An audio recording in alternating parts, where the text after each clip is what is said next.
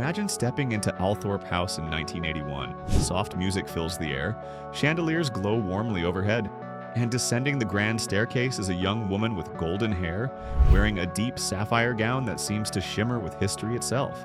This is Lady Diana Spencer. To the world, she appears shy, gentle, almost ordinary, a nursery school teacher about to marry a prince.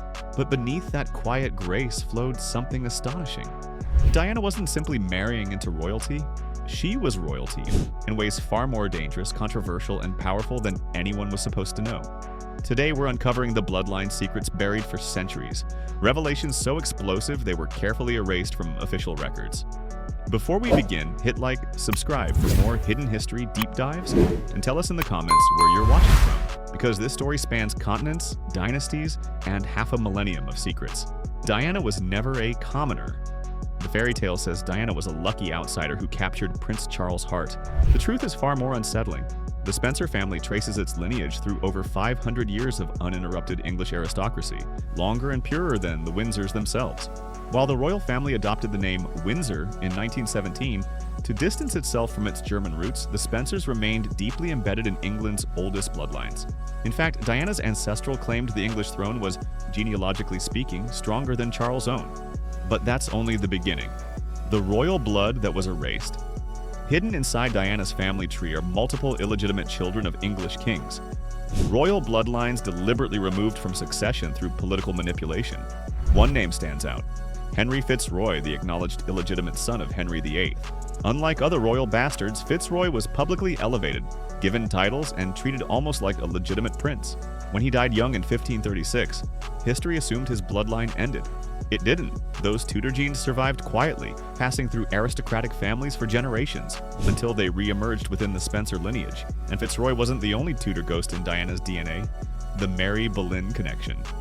Even more explosive is Diana's possible descent from Catherine Carey, officially the daughter of Mary Boleyn and her husband.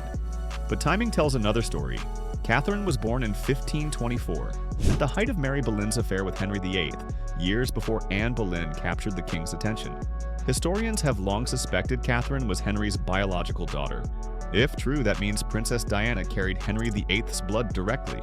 Catherine Carey's descendants married strategically into England's aristocracy, eventually merging with the Spencer family. So when Diana stood at the altar beside Prince Charles, she wasn't entering royalty. She was bringing Tudor blood back into the royal line after centuries of exile. The blood of royal mistresses. Diana's ancestry reveals something extraordinary. She descended not from one, but multiple royal mistresses.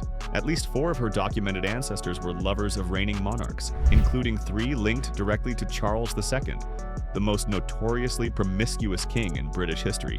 Charles II fathered numerous children with women like Barbara Palmer and Louise de Querouaille, creating entire noble bloodlines that quietly merged with aristocratic families over generations. The Spencers absorbed these royal genetics like a living archive. Diana didn't just represent one forbidden lineage, she carried several, the Stuart shadow. Diana's DNA also connects to the Stuart dynasty through James Stuart, Earl of Moray, the illegitimate son of James of Feud of Scotland, and half-brother to Mary, Queen of Scots. Moray wasn't a footnote. He orchestrated Mary's downfall, ruled as regent, and positioned her infant son to become King James VI. His political brilliance and ruthlessness shaped Scottish history. Through Diana, that calculating intelligence flowed forward, into her sons. The Spencer family, genetic guardians. Royal archives reveal something few people realize. Illegitimate royal bloodlines were never eliminated. They were monitored, preserved, and quietly protected. Families like the Spencers functioned as genetic vaults, safeguarding powerful royal DNA in case succession crises arose. They remained close enough to power to matter, but distant enough to avoid threats. This explains how the Spencers maintained influence for centuries without claiming the throne. They weren't challengers, they were guardians. The invisible hand, institutions that watched Diana. What makes Diana's story even more unsettling is this.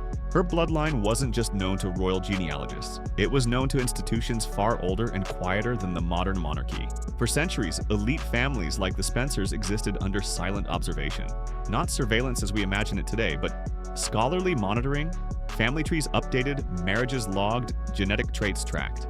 The goal wasn't romance, it was continuity. When succession crises loomed, when heirs proved weak, unstable, or unpopular, these dormant bloodlines became relevant again. Diana wasn't simply suitable, she was activated. the marriage that was never meant to last. Here is a truth rarely spoken aloud. The royal system did not require Diana to be happy. It required her to be successful. Historically, women carrying powerful bloodlines were not expected to rule. They were expected to transmit. Once that task was complete, their personal fate became secondary. Diana fulfilled her role swiftly. Within 3 years, she produced 2 healthy male heirs. The objective was complete. What followed? Emotional isolation, media pressure, and institutional coldness wasn't an accident. It was tradition. Many women before her had faced the same quiet exile. Few survived it with their humanity intact. Diana's awakening, when the asset became a threat. What the system failed to predict was Diana herself. She was not passive. She was emotionally intelligent. And most dangerously, she was loved. Royal bloodlines are meant to command respect, not affection. Diana reversed that equation. By touching AIDS patients, by hugging children instead of waving to them, by speaking openly about pain, betrayal, and mental health. She wasn't just breaking protocol, she was rewriting the emotional contract between monarchy and people. That made her unpredictable. And unpredictability is the one thing ancient institutions fear most. The global bloodline. Why Diana mattered beyond Britain. Diana's ancestry didn't stop at England's borders. Her lineage intersected with continental European houses, Bourbon, Valois, and even distant Habsburg connections through illegitimate channels. This mattered because modern monarchy isn't only symbolic, it's diplomatic. Diana embodied a genetic and emotional bridge between old European power structures and a modern, media-driven world. She could walk into a hospital in Angola or a palace in Paris and command instant legitimacy, not through force, but through presence. That kind of influence cannot be trained. It is inherited. The sons is the endgame. William and Harry were never just children of tragedy, they were outcomes. William represents consolidation. He carries legitimacy, stability, and centuries of fractured royal bloodlines finally reunited. Harry represents disruption, the same defiant genes that once produced rebels, exiles, and challengers to the crown. Together, they mirror history itself, one to preserve the system, one to challenge it. This duality has appeared before, in Tudor brothers, in Stuart cousins, in sons born of both queens and mistresses. History doesn't repeat, it recycles. Why Diana's death changed everything. After Diana died, something extraordinary happened. The monarchy bent. Public emotion forced an institution that had ruled through silence to respond through vulnerability. That shift did not come from Charles. It did not come from Parliament. It came from Diana's bloodline, finally asserting itself not through power but through empathy. From that moment on, the monarchy could never return to what it was. The legacy still unfolding. Diana's true legacy is not finished. It is unfolding in real time. In William's careful balance between duty and humanity, in Harry's refusal to sacrifice his family to tradition. These are not random choices, they are inherited instincts. Traits passed down through women who survived courts, exile, and erasure. Women whose names were removed from records but whose DNA endured. Final revelation: blood always remembers.